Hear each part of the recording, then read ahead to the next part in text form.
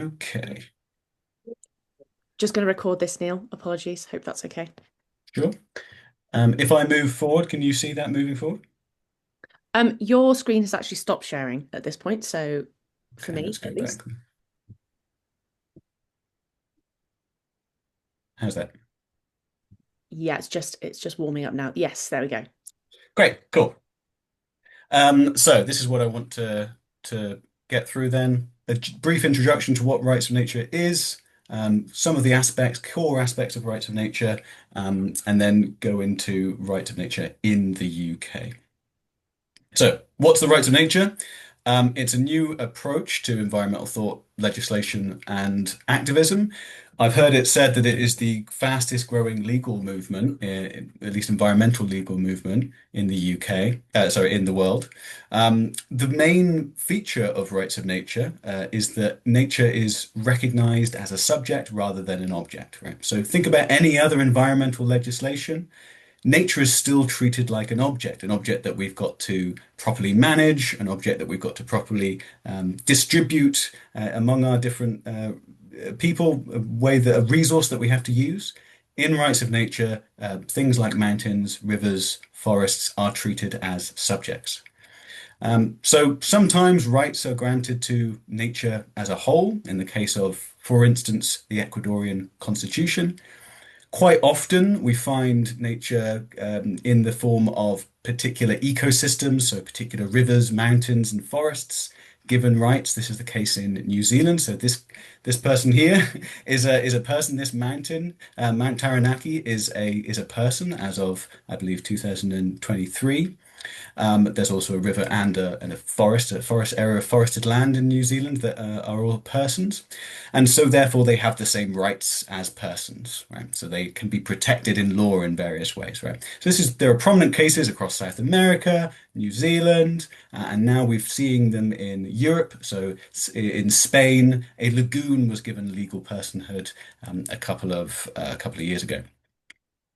So, in actual fact, as I said, this is one of the fastest growing legal movements in the world. It started off in South America with the Ecuadorian Constitution and the Law of Mother Earth in Bolivia. Found some cases in New Zealand, and now it's just spreading absolutely everywhere. I'm not going to go through all of these cases. If you're interested, we can talk about some of them in the questions. But as of 2025, when I checked, I'm sure there's more by this point. There were rights of nature cases across 40 different countries, and there are over 500 of them. Um, if you're ever interested in looking at an up-to-date map of rights of nature cases, this is an excellent resource, the Eco Jurisprudence Monitor, that tries its best, at least, to keep track of all of these cases across the world. You can really see this is like an exponentially growing movement. So, what are the rights of nature? How should we think about them? Well, the way I think about the rights of nature is that there are two central pillars. There are lots of different diversity in the rights of nature movement. Different things are granted rights, different approaches are taken, different legislation is passed. But nonetheless, I think common to all of these different approaches are two features. One, all rights of nature legislation or movements recognize that nature has intrinsic value. That means that nature has value for its own sake. It's not just a resource for us to use for our benefit, but something that is worth protecting, preserving, and respecting for its own sake. And that's what we mean by saying that nature is a subject of rights, it's a rights bearer, and not just an object for us to have rights over. But equally, rights of nature legislation always recognizes that nature cannot speak for itself, it cannot protect its own rights, and so particular groups have to be empowered to speak on behalf of nature. So often these are indigenous peoples, indigenous groups across the world, and as we find rights of nature coming into Europe, and other places where we don't have a recognized indigenous population, it's often local communities, people who live in concrete, caring relationships with nature that are empowered to speak on behalf of nature. So here's just a few quotes. This is Kirsty Luke, who was one of the lead negotiators for Te Urewera in New Zealand. She says this, she says, Te Urewera is not property. Te Urewera is not real estate. Te Urewera is my mother. I love this quote because it really emphasizes the idea that when we think of nature in this way, the idea of treating nature as property becomes morally problematic, right? Um, in the Ecuadorian constitution, we see the same idea. We see that nature has the right to integral respect for its existence.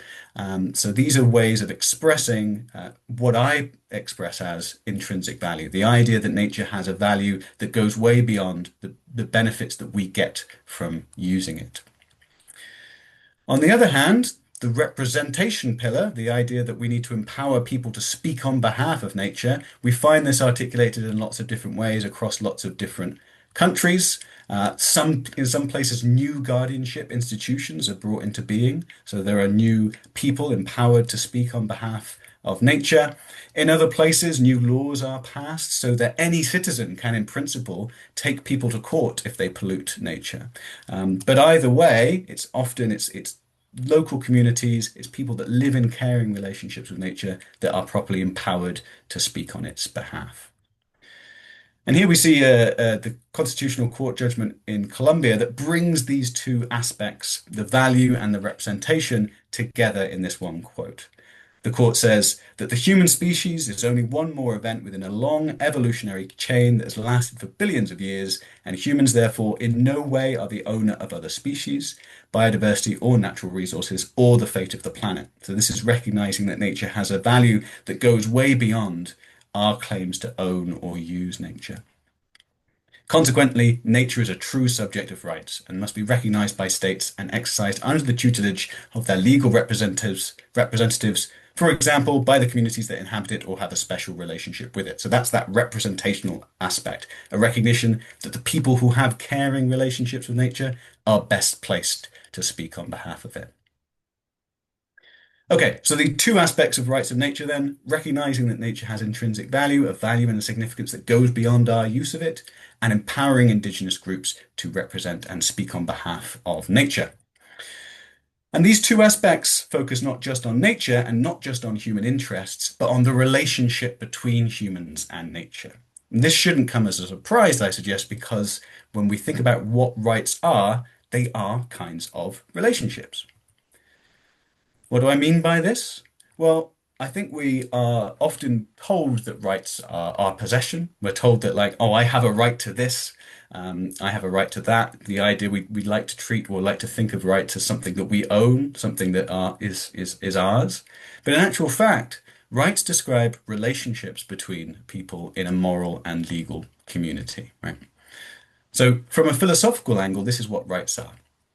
Rights protect fundamental interests. That means that a right is to protect any legitimate claim to expect a certain kind of treatment, such that other people have a duty, right? So if one person has a legitimate claim to expect a certain kind of treatment from someone else, and that person has a duty, then what we've got there is a right. So all rights are relational. All rights are a relationship between one person that makes a claim on another person, and that person having a duty to live up to that claim.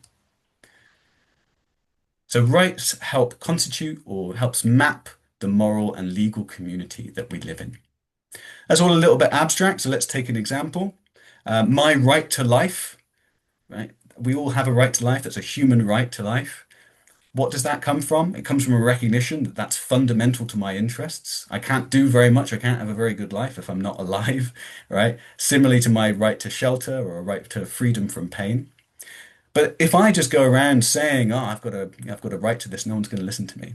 In actual fact, I'm making a claim that I ought not be killed, and other people in my community, you listening to this little talk, have a duty not to kill me, right? That relationship between one person making a claim and other people having a duty, that relationship is what we describe in terms of rights. Now, this is a good case because, to some extent, that's a moral right, right? In a horrible dystopian world where we didn't have any human rights in law, we'd still have this moral relationship that this right relationship describes. Luckily, we live in a world where this is also embodied in law. So nature's rights is just like this, right? We identify certain kinds of interests that is absolutely vital for nature to flourish, Things like ecosystem health, ecosystem stability. In rivers' case, the right to flow is often talked about, the right to have a flourishing biodiversity. So we recognize that rivers need this. They make a legitimate claim on this in relation to their flourishing. And we as people living in that society have a duty to treat rivers in certain ways, or mountains or forests in certain ways, right? So rights describe this relationship between a being that has a legitimate claim and our duties or responsibilities to live up to that claim.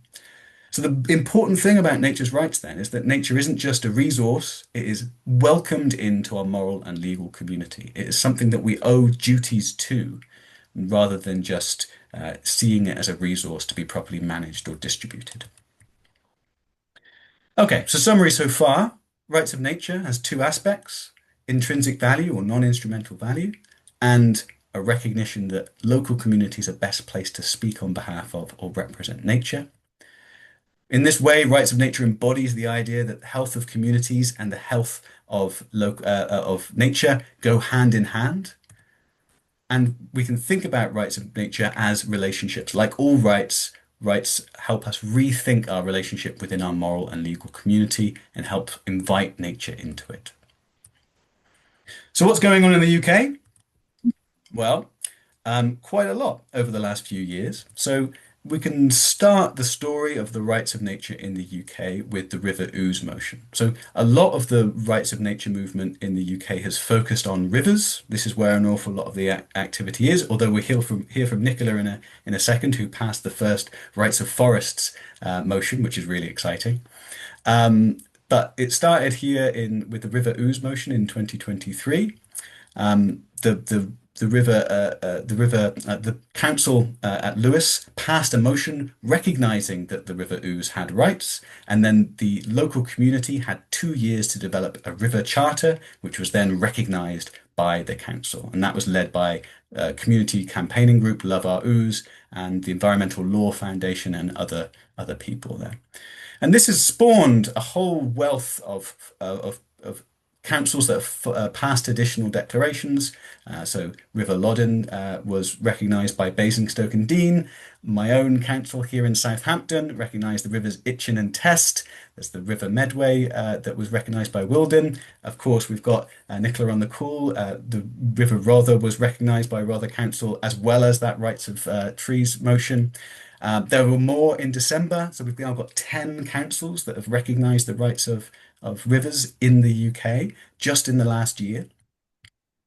And it's not just council declarations. So we also have, and it's great that Tom's on the call so he can tell us more about this. We have people appointed as nature representatives, people appointed to speak on behalf of nature, or on behalf of the interests of particular rivers that have occupied places in catchment partnerships, and nutrient boards and other decision-making bodies.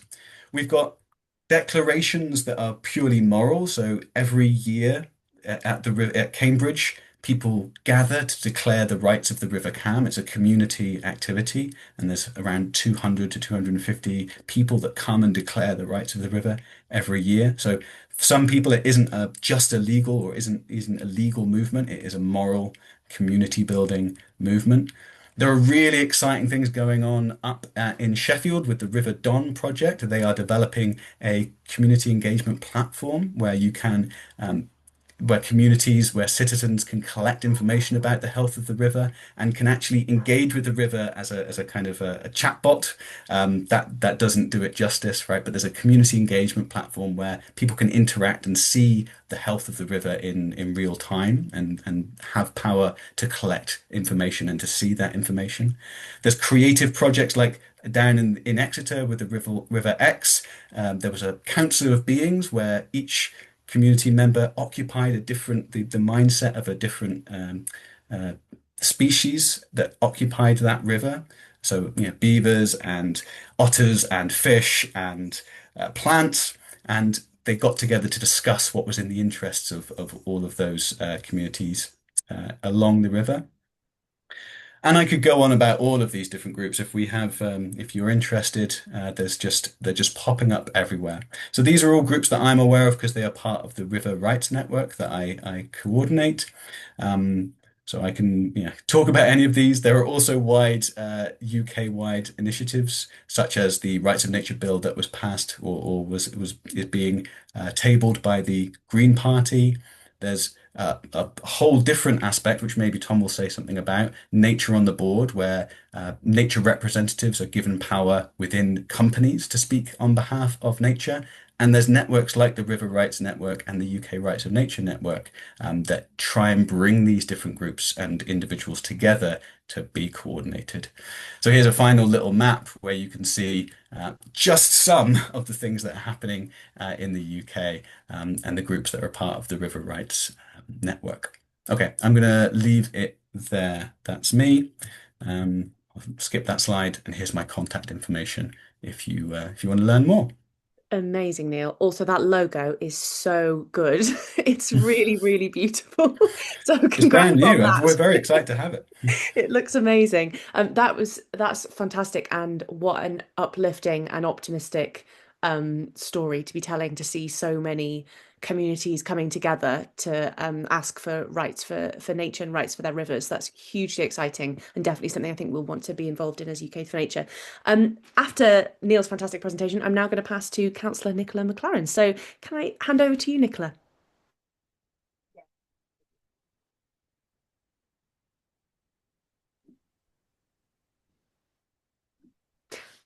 I can't hear you. I don't know if that's just me. Is that no, no. No, also can't hear Nicola, but she doesn't appear to be muted. No, you don't appear to be muted, which is confusing. Oh, Oh, you're back. Oh, Whatever you just did, you're back. oh, good. Okay, I didn't actually do anything. Here we go.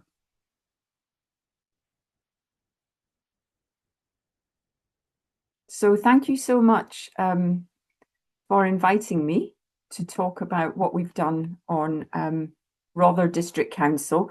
For those of you who don't know, Rother District Council, this is a picture of our town hall in Bexhill. So I'll show you a map in a moment, but a district council, what does it do? Well, here are some of the critical things that we do. We do a lot around planning, a lot around the environment, and quite a lot around recycling. So I think you can see that it does give us the opportunity to have a point of view and to take action in this space, because clearly planning is very, very central to rights of nature, because if nature has rights in the planning system, then some different decisions would be made.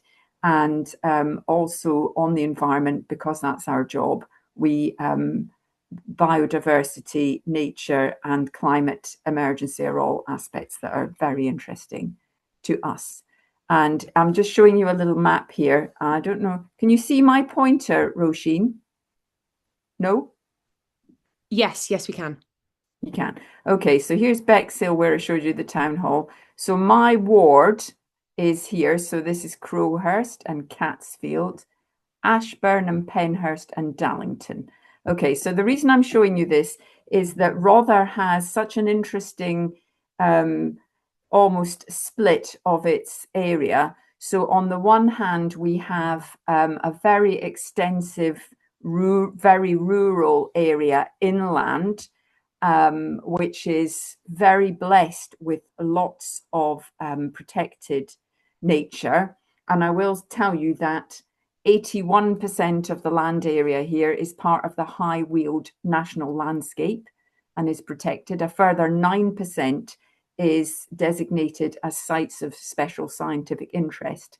So it's an area that has a lot of protection around it. And then we have, this is the English Channel here, as you've presumably worked out, Hastings here.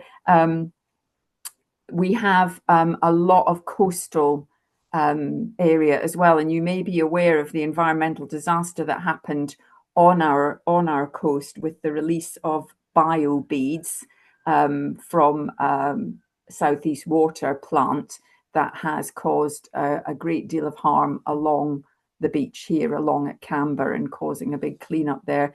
And as you know, when you look at rivers, rivers, you know, if we've got problems with our rivers, then that ends up as problems in our coastal sea areas as well. So that's just a little bit of background on where it is.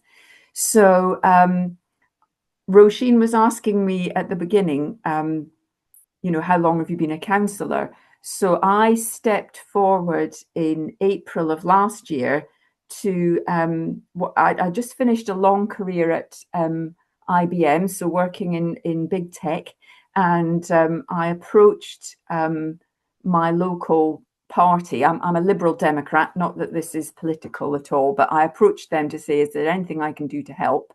And within a month, they said to me, we're having a by-election. Would you like to stand and try to get us elected? Try to get us elected here. So really, from nowhere, I ended up at about 10 to midnight on the 26th of June of last year. I was at my count, and I was elected as the district councillor for this beautiful rural area. And at 9 a.m. the next morning, I had a resident from this parish here, Crowhurst, contact me to say, Nicola, we need you to get personhood for a historic tree that we're worried about. And yes, it will be the first time in the UK, but we really need you to do this. So that was a very interesting introduction to rights of nature. And I did have the opportunity to really study this over the summer and, you know, try and get underneath it. I had some help from the Environmental Law Foundation in terms of understanding what we could and couldn't do. But I think the reason why this presentation follows on so nicely from what Neil was saying is this is trying to take the concepts that he's shared and find expression in practical ways within a policy. And rights of rivers had clearly set the path, and the River Ouse is just up the road from us. So we've got a lot of colleagues around Sussex who've been taking steps here. So we did pass a rights of rivers motion, but we also passed the rights of trees motion on this particular on this particular day. So let me introduce you to our 1066 yew tree. So she is about 1300 years old. She sits in the churchyard of St George's Church in Crowhurst. If you don't know our area, we are very deeply 1066 country. The Battle of Hastings took place extremely close to this tree, and this tree abounds with legends from both sides. So some say that William's soldiers hewed arrows from this yew tree, and some say that King Harold's reeve was hung on this tree for refusing to reveal the location of Harold's buried treasure. So it's a well-known landmark. It's listed in the Woodlands Trust's list of 1,000 ancient trees in the UK. So it's pretty well known. It gets a lot of visitors, but it's very much loved in the village. This is a village of 950 people, and it really is their link through decades, centuries of history. And they do have this idea of stewardship, which was pretty useful. So why were they so het up about this particular tree? So in late 2024, some work was done, building work was done by neighbours to this churchyard, in the churchyard, and by neighbours of the churchyard.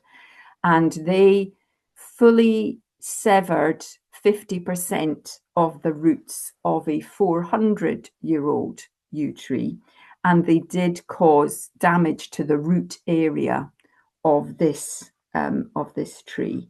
And so this is where this really helped me, because I had a ground root, from the ground roots up movement, really, locally, to say we need to establish the rights of this tree to survive. And Neil, you talked about, I wrote this down, where a local community has a concrete caring relationship. Well, this couldn't be more true than it is of this tree.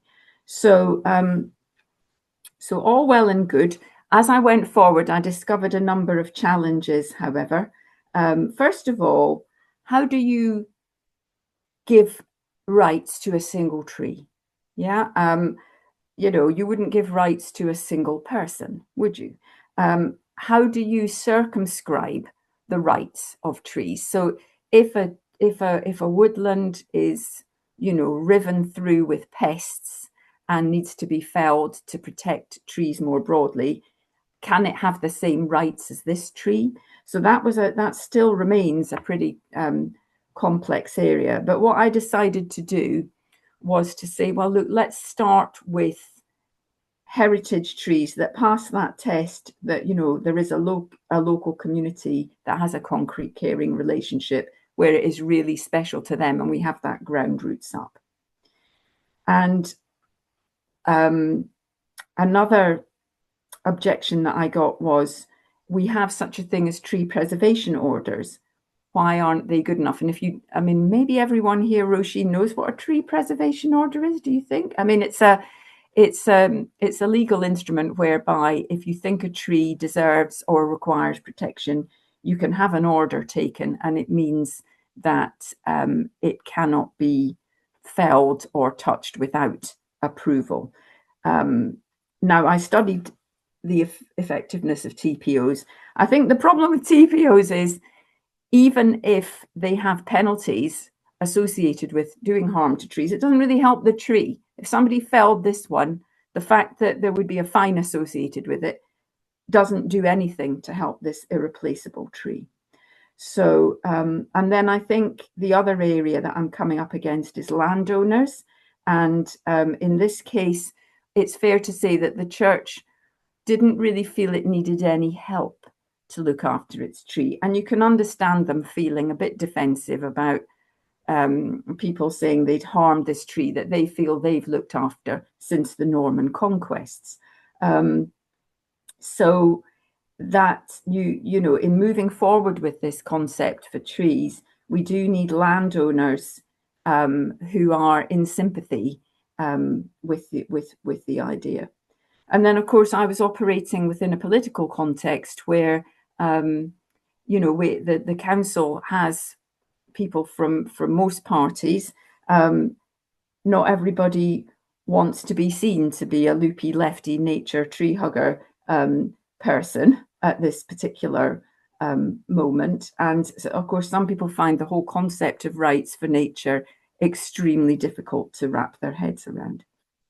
So to cut a long story short, this is me on the 15th of September. So from the beginning of July to the 15th September, I proposed and got this motion passed. And if anyone needs a distraction from whatever else they're doing, you can go on to our council website and watch the debate, which I think was quite good on a number of sides. To net it down for you, I'd say I could get a bit of a consensus around the concept of guardianship, even where the rights of nature was more difficult. So what I'm going to do is I'm going to take you through the three parts of the motion, because that will really explain what we did, and then I'll leave it there. So am I okay for another 3 or 4 minutes, Roisin? Yeah, absolutely. Go for it, Nicola. Thank you. Okay, so I'm sorry to have a slide full of words. There are actually 2 slides, but trust me, this is gonna work. So the first part says, this council supports the growing global movement for rights of nature as a framework for rethinking the relationship between human beings and the natural world. And I think that was an important foundation to get out there, to say, we haven't invented this here. We're part of a movement which is well established in other parts of the world, as Neil's described, and we want to be, why wouldn't we be a pioneering council, a brave council that would step forward and take this from the water into the woods with this particular motion. The second point is, now excuse the sort of ugly set of words here, but this was all sort of legally to keep us legally safe. But the council supports the introduction into law of legislation which would require those taking decisions affecting trees to have regard to their rights. So one of the things that actually turned out to help me was that the council, of course, does not have the powers to confer any rights on anything. That will be, as Neil's described, the Rights of Nature Bill that's going through Parliament. But in a way, then, that freed me up from the obligation to have a ready-made bill to show. So we cannot pass a law or confer rights in the council. But what we can do is say that this is what we believe in, and this is what we support. And somebody said in the debate, when Rosa Parks, refused to change her seats on the bus, she simply behaved as if she had the rights that she deserved to have, so that she should have had. So this is kind of the thought process that we went through here. We will say that we want to acknowledge, support, and behave as if the trees that we have some sort of responsibility for have these rights. And I'm not going to go through the rights. I think they're kind of easy to understand. But just let me say on this mycelium point, I think it was a really good example with the church. The damage done to the root area of the tree. The church is a tiny little church, tiny little congregation. How can they possibly keep up to date with all what we're learning about how to look after an ancient tree? And they simply didn't understand that something that you do, many feet away from the tree could actually be very damaging to it. And then the third part of this is protection should be prioritized for trees that can be considered as a heritage and/or cultural asset. So I borrowed heavily from the Sycamore Gap tree judgment. You'll remember that a tree in the north of England that was horribly cut down by bad actors. So I think that idea of that groundswell of the community in relationship with their heritage trees, that's where I started. And as I said to you, I haven't figured out how we work this across all trees. But what I was trying to do was plant a flag in the foothills of Rights for Trees so that we got the ball rolling. And then here's really the most exciting bit. Going beyond, we support this. So what will we actually do as a council? Yeah. So first of all, we will support the parish council in Crowhurst. We will support them asking for personhood status, and we will invite them, together with the community, to take on guardianship of the yew tree to protect it for future generations. So I gave a talk the other Sunday in the village about this. We're trying to make the people of the village feel that it is their legitimate right in themselves to act as guardians, to keep an eye out for the tree, to point out if they're worried about something that's happening, and to feel that sense of, guardianship of it. Very important.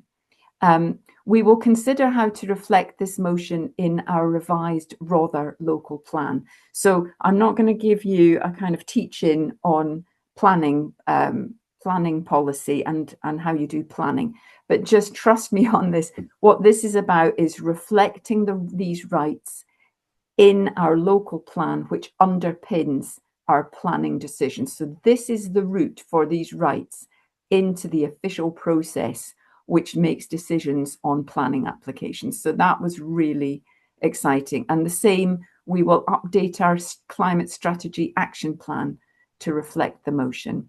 We're going to support local environmental organisations.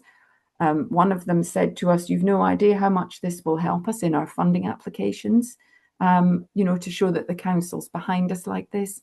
We'll support proposals for other trees, and we will inform local residents. So I'm going to just stop sharing to say I should have, you know, contact details. My ask, and you know, and feel free to share them, Roisin. But my ask would be that, you know, I've been kind of charged by Neil and other people in this community to say, right, it's your job to champion this and help other councils to go the same way. So last thing I need to point out is that I'm not able to publicise this case study because the church asked me not to.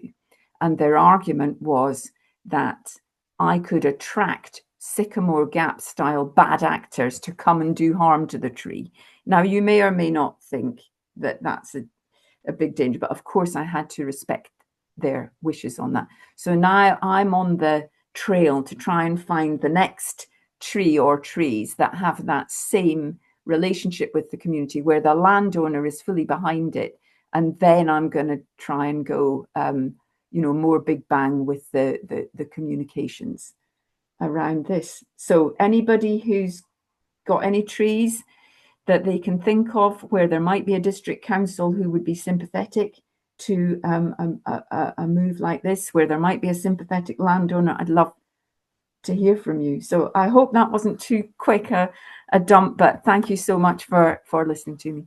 Nicola, that was amazing, and what a call to action on finding a tree. I am now going to really think very hard about finding a tree, because I think that could be such a fun youth kind of creative campaign aspect of what we're doing, to be able to get involved and back the amazing work that you've just displayed there, because it's sometimes getting down into the nitty-gritty seems like a really inaccessible thing for young people to do when it comes to kind of council motions, and you explained it, as has been put in the chat by Francesca, so beautifully. So thank you so much. I'm going to pass to our final speaker, Tom, and then we're going to have some time hopefully for questions. So Tom, over to you. Do you want to tell us a little bit about your work?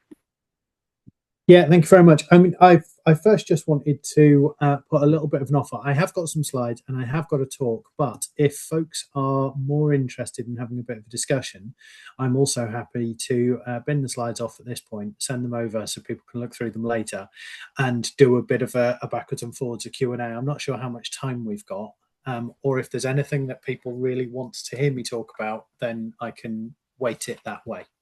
Amazing. I mean, we've got the time for Q&A at the end, as long as people are happy to stick around. So I reckon go with some slides and then run through them as fast or as slow as you'd like to go, and then let's open the floor for discussion after, if that sounds good. Okay, brilliant. Let's try and share my screen. Hopefully, I'm not used to Zoom. Can you see that? Yeah, that's come through. Perfect, Tom. You can. Okay, brilliant. Yeah. So let's see if I can function my slides. Yes. So the Protected Landscapes Partnership is a DEFRA funded partnership of the National Landscapes Association, National Parks England, National Trails UK, and Natural England. So we're DEFRA funded, and so our core area of work is England. However, across the partnership, National Landscapes Association represent AONBs in Northern Ireland and National Landscapes in England and Wales. National Trails UK represent long distance paths, national trails in Scotland, Wales and England. And National Parks England represent the 10 national parks of England, but work very closely with National Parks Partnership and National Parks UK, who represent all 15 of the national parks. So I suppose what I'm saying there is that the work that we do, although it has an England focus, there is an implicit sort of permission and hope that this work will ripple across all of the home nations. And I'm really keen. I mean, I live in North Wales. I'm based in Wales. I'm really keen to help support any of this conversation or work anywhere in, anywhere in the world, but certainly in any of the home nations. The PLP itself is underpinned by 4 core functions: innovation, incubation, knowledge sharing and evidence. And the work we're currently doing around nature-centric governance started off in that knowledge sharing sphere, as I will touch on in a minute, and has now shifted across to the innovation. I'd love to think that it will shift onto the incubation phase and will really help scale this at landscape scale, but who knows? So as I touched on there, from that knowledge sharing point of view, back in November, we ran a series of nature-centric governance webinars online. They were supported by Coastal Wild Belt, which is a landscape scale project that covers the entirety of the English coastline. And those webinars in their very rough cut form are now up on YouTube. So there are webinars on general introduction to nature-centric governance, and then deep dives into nature on the board or nature guardianship, river charters, and multi-species assemblies. And I can share those links with one of you. I would ask that we don't publish the links directly to those YouTube videos at the moment, sort of just openly out to the entire world. As I say, they are just the rough cuts. But yeah, all of your network is certainly welcome to have a look at those videos. You've already seen a version of this map. Credits to courtesy Neil Williams. Thank you very much. And as you touched on there, there's an awful lot of work being done at that council declaration level and the river rights initiatives level, community charters. But my particular areas of interest, professionally speaking, are around catchment partnerships and nature on the board. So as I said at the start, I've just sat on the US Catchment Partnership in Wales for the last 2 years as their voice of nature. They now have a youth nature guardian sitting on the Catchment Partnership, and that work is supported by Action for Conservation and Peak Cymru through a grant from the Esme Fairbairn Foundation. And we're hoping that they will re-recruit another nature guardians. There'll be 2 nature guardians sitting alongside each other on the US Catchment Partnership. Louise Bodnar currently sits on the Y as their voice of the river. And then in terms of that nature on the board, that work really started with Faith in Nature, and there's some brilliant little YouTube videos and some great information out there about the nature on the board work that Faith in Nature and Lawyers for Nature and others have done. And then it's been replicated by folks like House of Hackney, who are still in that corporate sphere.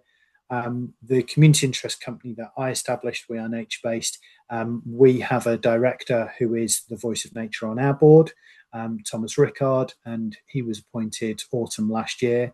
And then the National Infrastructure Commission for Wales have also just completed a 6-month pilot phase for trialling a nature guardian on their advisory panel. They've done a whole load of resources. So if you Google NICW, N-I-C-W, or National Infrastructure Commission for Wales, Nature Guardian, which is a hell of a mouthful, but if you Google that, you'll find their website and you'll find a whole load of great resources on there and some reports. So there's plenty there. In terms of the work that we're doing in PLP at the moment, we are next week, in fact, running a nature-centric governance development workshop in partnership with National Parks England and the University of Reading. And that is to help support organisations, either protected landscapes organisations or organisations who sit within or overlap protected landscapes, to embed nature-centric governance approaches into their projects or into their governance structures. And so we've got, I think we've got 10 different organisations or projects coming together who are looking at putting nature on the board or developing river charters or multi-species assemblies. And we're going to be creating a whole load of resources off the back of that we will then share. And so our hope is that we can help develop templates for how to put nature on the board, what recruitment documentation you might need, person specs, those sorts of things, template river charters that you could take and go, 80% of this suits us, we're going to tweak it a little bit to fit our specific river, and just enable people to embed nature-centric governance approaches without having to invent it completely from the ground up. What does the future of nature-centric governance in protected landscapes look like? Who knows? I would love to think that we will see nature guardians or nature on the board, and I use board in a very broad sense there, board, committee, forum, partnership, but nature on the board of a national landscape joint advisory committee. That's certainly feasible with the current governance structures, and it's a completely different scenario and setting to what we've currently seen, which is largely corporate or catchment partnerships. And it doesn't quite go as far as local authority, but it's a step significantly closer to local government. So it'd be interesting to see how that worked out and what impact that had. Could we see nature guardians as observers or advisors in national park or local authority planning committees or boards? And how would we navigate the challenges around that? Are we going to start using multi-species assemblies held as part of the review processes for management planning or local development plans? There are a whole swathe of opportunities here. But I think the key thing for me is that I really see nature-centric governance sitting alongside the work that's being done to bring the youth voice and EDI into governance structures everywhere. The metaphor that I use, perhaps slightly unfairly, but you'll hopefully forgive me, is that at the moment, a lot of governance structures are populated by people who are all from a particular subset of the demographic. And if we picture them all sat in that boardroom round the table with the door firmly locked behind them, I think stood outside that door at the moment are all those of us who are working on EDI, youth voice, future generations, or nature-centric governance. And I see our first main task as crowbarring the door open. And I really don't care who gets the door open, and I really don't care who goes through the door first, as long as whoever goes through the door first holds it open so that the rest of us can follow, and doesn't go through that door and go slam it shut behind them and go, well, I'm in now. So I really see all of this governance work as being allies alongside each other. And the key thing is, let's get that door open and let's get some different perspectives in the room. I'm going to stop sharing there and hopefully create some space for some discussion. Amazing. Such a good note to end on, Tom, because I feel like that's very much what we all need to hear as young people and as people who are trying to be more intersectional in terms of the kind of conservation and advocacy and campaigning that we do as well. So fab. Thank you so much to all three of our speakers. That was absolutely amazing. I guess now is the opportunity to ask some questions. We've actually got a question from Ellen in the chat, so we're going to start with that and then I'm going to go to Beth. But Ellen is saying, do you think the future of rights to nature is going to be in the smaller scale rights, for example, one tree or one river? Or do you think that we might get to a place where we could see broader rights of all nature being seen? Or does that become too abstract for people to connect with, which I think is such an excellent question. Who wants to go first on that? Neil, go on. Well, I wanted to start by saying we already see both across the globe. So in places like Ecuador, we have constitutional rights for nature as a whole. And then in other places, you see legal personhood, for instance, given to particular rivers or particular mountains or particular forests. So both seem to work in the world. I will say that even in that kind of grand scale, even when nature as a whole has rights within a particular country, it is local citizens that bring cases about their local rivers. So I do feel that people, I mean, this is my personal opinion now, I feel like people are capable of having caring relationships with particular ecosystems, entities like rivers, forests, mountains, and I do feel it's more and more difficult to have a concrete caring relationship with anything a little bit like more abstract than that. Maybe a landscape, like a place we can have a relationship with, but nature as a whole, I wouldn't begin to know what I was even talking about, right? That nature is a slippery concept. So yeah, I think both. Yeah, can I jump in there to add? I think, our rivers motion was for the waterways of Rother. And I think that one of the ways into it was really throwing up the Environment Agency State of Our Rivers report, which really showed that none of our rivers are acceptable. Do you know what I mean? So I think that was one way of rallying around it to say, do citizen science in whichever bit of our water you like, wherever it is, and go and see what's pumping out into our beaches.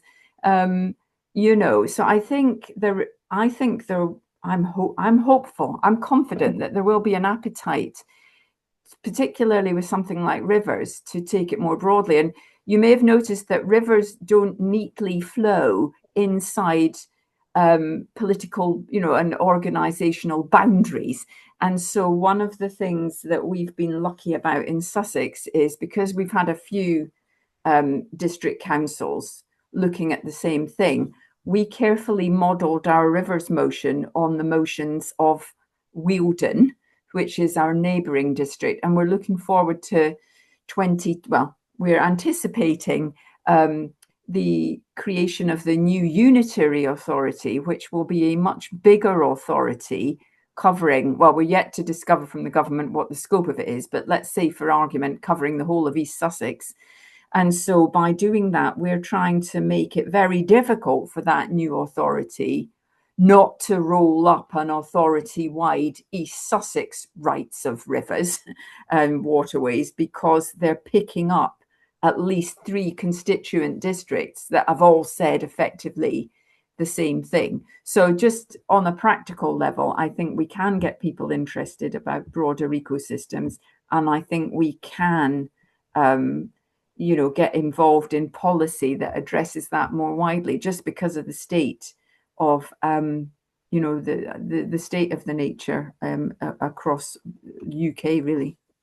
That's fascinating. We actually had a conversation a couple of weeks ago about unitary authorities and what that impact that might have for our Your Wild Streets campaign, and whether a council adopts a particular motion, whether it is then can be transposed onto the kind of larger unitary authority. So that gives us some really useful insight there, Nicola, into actually how councils can navigate that and how we might be able to best work with them.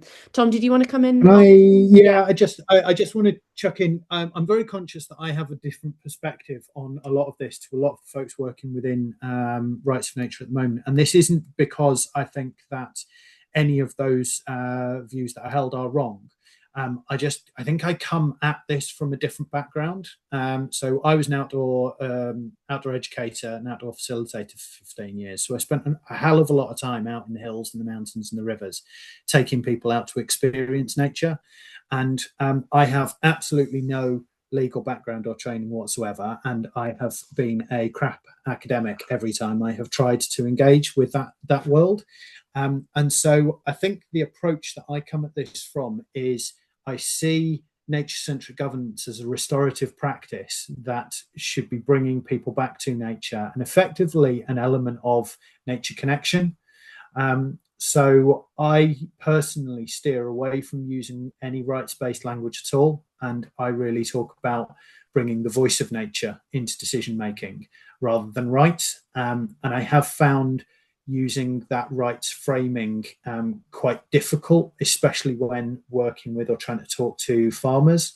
And there are distinct subsets of community that I think approaching it through a rights-based lens does make it much harder to progress the conversation than by moving, navigating it through a spending time in nature, appreciation for nature, listening to nature, considering the needs of, or the perspective of, or the voice of nature. I put that out there to absolutely not take away from anything that anyone else has said, or the legalistic, the rights-based, or the academic work that is being done. I just think it's another element. Amazing. Thank you so much, Tom. Yeah, that is a conversation we have quite often because we do work with farmers as well. So it's, how do you communicate the same issue across different audiences, and how do we do that effectively? Neil, did you want to come in on that point? I tried to resist, but I couldn't. It's an interesting conversation. I don't want to. There's more questions in the chat, but I just wanted to say that rights it's a tool like anything else, right? And it has its limitations. Rights-based language is very legalistic, and it can feel like an imposition, like an external imposition. And certainly, if you already have caring relationships, if you're already connected to nature, someone comes along and starts talking about rights, it feels very alien and abstract. So certainly, you need to tailor this message for different audiences, and certainly rights has its uses and has its places where it isn't useful. From my perspective, if you're recognizing the intrinsic value of nature, and you think that we have duties to respect that value, and you empower local people to speak on behalf of nature, you're looking at the rights of nature, even if you don't use that language. Amazing. Liliana, I'm going to come to you next, and then I will speak Bethany's question because unfortunately she's had to go, so I'll go for that one. Liliana, do you want to give us your question? Yeah, firstly, thank you so much for those presentations and sharing your kind of experiences and stories. Is really, really interesting. I don't want us to come across as potentially slightly pessimistic, but obviously the rights of nature is so important, and getting those into legislation is kind of imperative to hopefully trying to move forwards with a lot of people valuing nature to the extent that we'd like them to. But what about kind of prosecution or proper repercussions if those rights are broken and encroached upon? Because I guess getting them in place is the first step. But then often we see with even current environmental legislation or wildlife policy that often, even if those rights are infringed upon, what you'd hope to come of it in terms of repercussions doesn't end up happening. So I wondered what your thoughts might be on that. Who wants to tackle that one first? Tom, I'm gonna, yeah, I'm go there. for it. I'm gonna dive straight in. I think this is a really interesting area to explore and to discuss. I have to be mindful that I am employed by one of the national regulators, and so I suppose take my response with that in mind. But yeah, there is a really practical recognition that we already have a whole bunch of laws that we are not adequately resourced or empowered to be able to police, for want of a better word. And so I do think that needs to be taken into consideration as part of the whole round of work that is done here. I don't know that there is an immediate, simple solution or answer to that. I don't know that just because we don't currently have the resourcing to be able to adequately enforce and prosecute, that we shouldn't consider any other legislative changes. I certainly am following the progression of the ecocide law, the move to bring in ecocide law very closely. I think it's very interesting. But it is also an entirely valid argument. And again, it's one that I hear often from farmers, that we already have enough rules and laws and that they're not doing a good enough job as it is. And I think there's also an element of this that if we continue to work within the current system, just layering different pieces on, why would we think that we're going to see any different outcome? Because we have had years or decades of laws and legislation in place that haven't resulted in nature's flourishing. And so adding yet more layers to that system may not be the solution. It may help, but it may not be the transformative change that's needed to turn around the situation we currently find ourselves in with nature's decline in the UK. Fab. Any other thoughts on the difficulty of regulation, which is something we also come across quite a bit? Neil, you've unmuted. I have, but Nicola, if you want to go first, then if you've got something to add. Go, Neil. Okay, cool. Well, I just wanted to say that one way of understanding rights of nature anyway is not as an additional set of laws or an additional set of rules piled on top of existing sets of rules. Our current framework of rules, if you can call it that, is quite piecemeal. It's quite fragmented, as Tom said. It's like the regulators are unfunded, and it's a difficult situation, right? Just adding another set of laws is going to be challenging. I think what the rights-based framework enables us to do is kind of have a framework for understanding existing laws, linking them together and creating a framework for understanding and interpreting and applying them. It's also a really good community engagement tool. It's a way of bringing people together and recreating a sense of relationship with nature. So I think there's all kinds of ways that we can think about it, even within the current framework of laws and environmental laws that we have now. Obviously, I'm not a lawyer. I have the luxury of being a philosopher, so I don't have to think about like actual nitty-gritty laws. But I take this from Christopher Stone, who wrote the first legal article on rights of nature back in 1972, I believe. And he said that, like, in a world where you had exactly the same actual environmental laws, but one you had a recognition of rights of nature and one you didn't, the interpretation interpretation and application of these laws, the framework in which we understand these laws in the rights of nature world, would be very different. So it's not just about the actual laws we have, it's about the ways in which they're understood, interpreted, and applied. Yeah. So that's I'll one thing just to say. jump in there to build on that just for 30 seconds to say, you know, if I go back to the tree for a minute, people say to me, okay, now the tree's had this motion done, yeah, who do we call if we see someone trying to harm the tree? But this is exactly what you're saying, Neil. I say, look, the tree has a tree preservation order.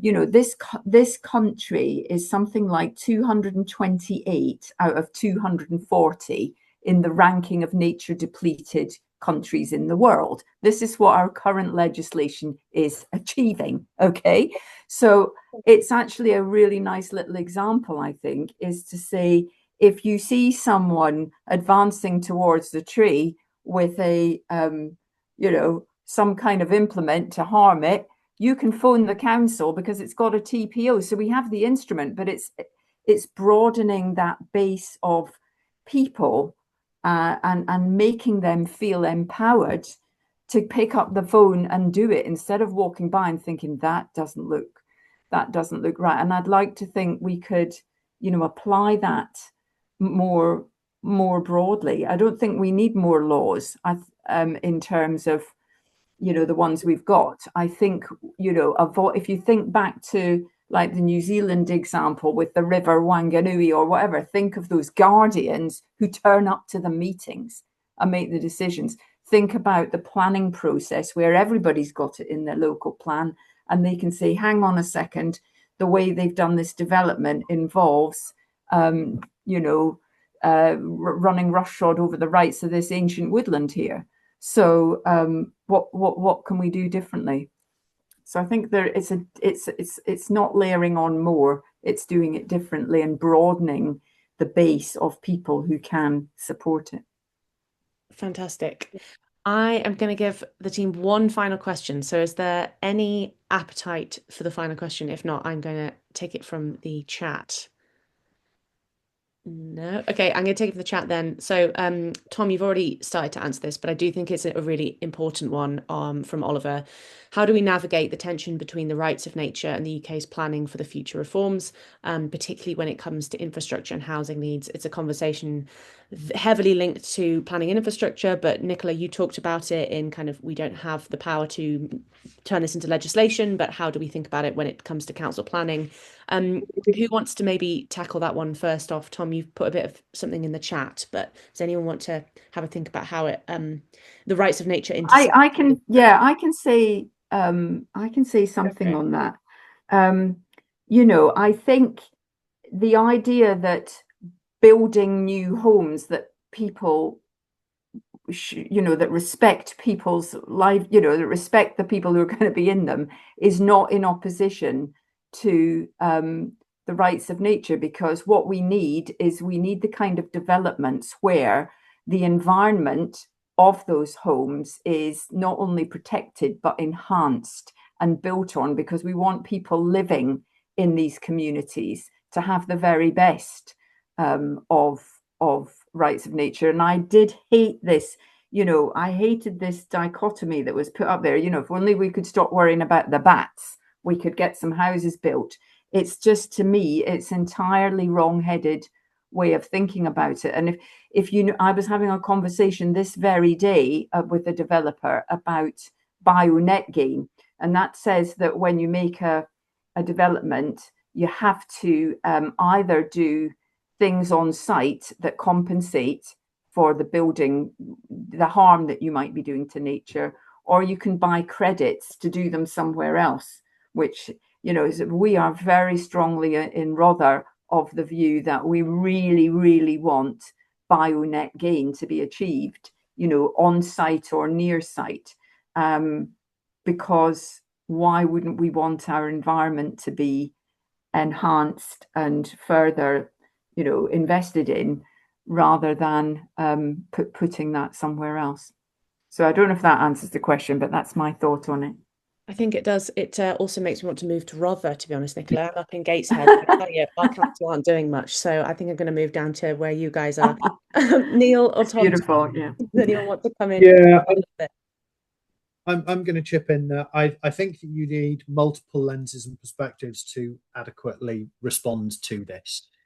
So, some of those I think would sit within a nature-centric sort of frame.